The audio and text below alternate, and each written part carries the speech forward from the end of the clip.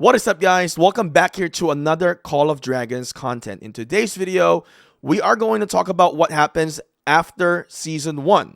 Currently, we are in SS1, as you can see in here.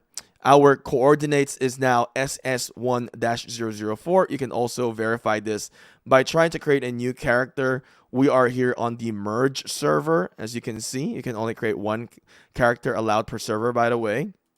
All right. So what resets here in the server? So when I first came back in here, one thing that I should say, when the server ends, there is a good amount of time. I forgot if it's 6 hours or 4 hours or 2 hours, but there's a period of time where the server is going to close and you cannot get in. And once the server opens, you have to jump in right away and join the designated region. I have a complete video for this on how I did it, and I found a trick how to able to join a server that is completely full. I'll put the link in the description, and as well as check the video up here. So look into the Augur Stone, go to the season and season overview. You can see what resets in here after the season. Hero levels, tactics manual, CP items, artifacts level, arcane dust, policies, prestige, merits, legion medical supplies, dragon trails, and others in here, which is alliance in here. So one thing that I should say is that when you first get into the server, the number one thing you gotta do is to kill Darklings and get hero XP fast. So when you try to defeat Darklings, do not use all 5 marches to kill a level 1 Darkling patrol. Kill as high as you can to where you can't kill that level, specific level, to your one single march. Then you start using multiple marches. The reason why you do that is because you want to conserve CP in the game as you first start, so you get maximum benefit onto your XP that you get per CP. One more thing that I want to add: when you know the server is going to end, you need to basically not use your CP. Don't drain your CP. And then another thing is that when you go to the store here, don't buy your CP recovery on the week of reset. So when the reset happens, then go to the shop and then buy them out, just like this. But you have to be on the new server before you should buy the CP so that you can have a head start in the game. So that is very important. Another info that I want to give you is when you fight a Darklings in here, if you use your march in here with your legion, if you only use one march or one hero, you're going to get the full XP. If you add a deputy, you're going to end up sharing the XP for the specific Darkling patrols. So that's a very good information. And another thing is that start farming as well, because you want to gain this XP from farming. So if we look in Chakcha, you will be able to see that there is this Earth's Grace and this one, so that you can gain XP right away and fast as you're farming and leveling up your hero in Call of Dragons. So this is very important tip number 1 that I want to give you guys here today. Tip number 2 is to work onto your dragon trails right away.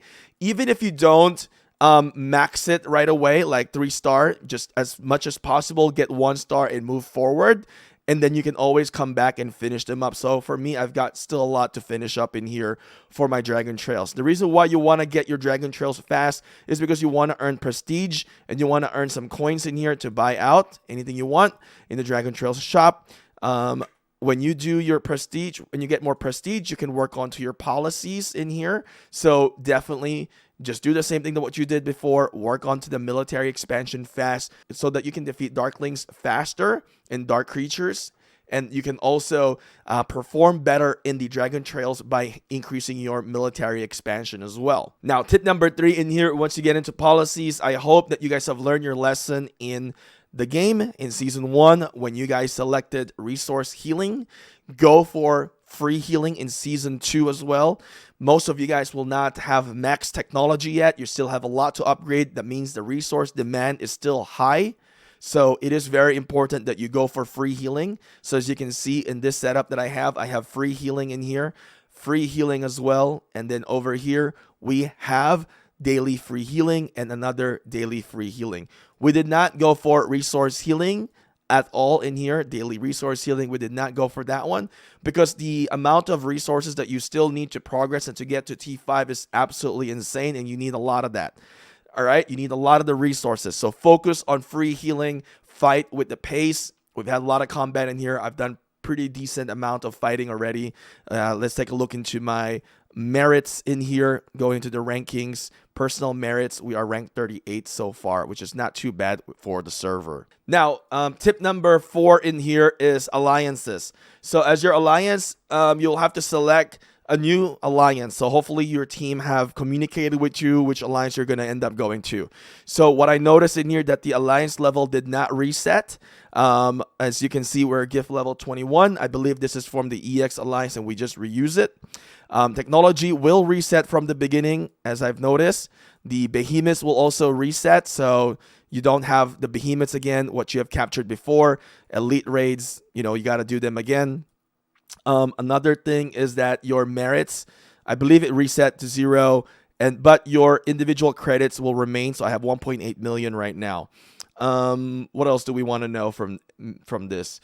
I think that's pretty much it. You get to keep the same name. I think there is a cooldown for that one, but everything's pretty much the same. Oh, let me get back in here about the Dragon Trails. By the way, they do get harder, and the Dark Links also get harder. So like for this, as you can see, I think they are eventually T5 in here. I forgot if it's only T4, the maximum for Season 1, but here we're fighting T5. So it gets a little bit challenging onto the Dragon Trails as well. So we just come back to that information.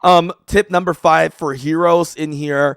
Everything is going to reset with the level, but you keep the stars of whatever heroes you have, and as well as for the artifacts, you keep the stars, but the level for the artifacts will reset. So that's one thing that you are going to expect. So a good tip, let's say you messed up your skills for specific heroes.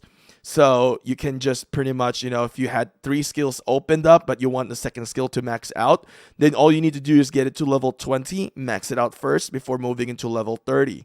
So keep in mind, it's the same thing. Right now, as you can see, I have my Waldir level 40, and I've got the Awakening pretty much done in here. But when we look into my Bakar, I'm not level 40 yet, so I don't have my Awakening. So you have to reach level 40 and get your Awakening in here as well, even though we have 4-star unlock in here. So you need to get level 40 to get your Awakening, just to give you guys this good tip.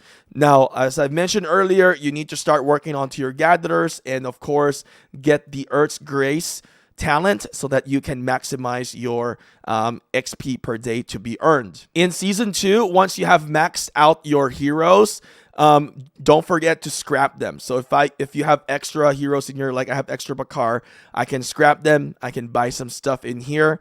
So use that, and use that for your maximization as well. So don't forget about scrapping things in here. If you have some artifacts, you can use them to rank up the stars, or you can scrap them as well. So it really depends on your strategy on how you're going to be doing things in here. In Season 2, I realized that there is more stars as well for the artifacts. As you can see, we're now going to be able to reach to level 50 as well, and there is going to be 6 stars, and you're going to get extra different buff as well. Tip number 6 in here, what about your troops and your buildings? So the amount of troops that you have will remain. So we have about 1 million units right now, so you'll keep whatever units you have in Season 1 moving into Season 2. Same as well for the unit types. Although, as you can see in here, for my previous video, I am Wilderberg. I just changed my faction, by the way. So we are now Human Race, which is the League of Orders. So you keep everything pretty much the same anyway with the troops. The buildings, you keep whatever progress you have in the buildings, and as well as whatever progress you have in your research as well. So research will not reset. All right, just to keep you guys in check for that one. The only thing that resets for the technology is your policies. So keep that in mind. Don't be too afraid of the reset for the season in here. The scout camps, I still have to do all of them because I haven't really finished all of them as well. So you get to continue them as well here inside, as well as some of the story modes in the Season 1. You get to continue them in Season 2. Tip number 7 is the trust of the hero. Does it reset? Well, no.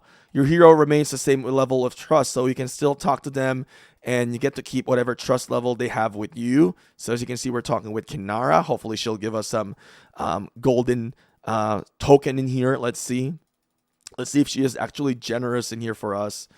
All right, let's finish this. Oh my God, this is actually a longer conversation, but we did not get anything. But as you can see, the trust level for Kinara is level 6, so we still keep the same trust level from what you have from the previous season.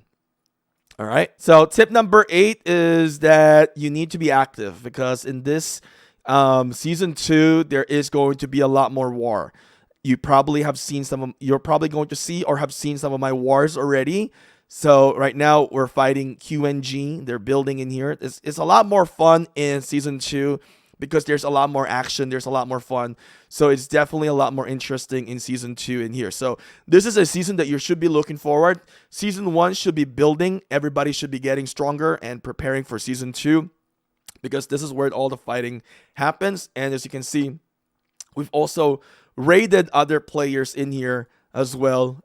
We had to loot some other players, unfortunately, but we did really good. So these are some of the things that you're going to expect in season 2. Hopefully you guys have been playing Call of Dragons and you guys are very excited for this because this game is absolutely insane and it's really fun. Hopefully you guys can follow us, subscribe for more, and turn your notification on, and as well as press like onto this video if you find this helpful. I'll see you guys again next time.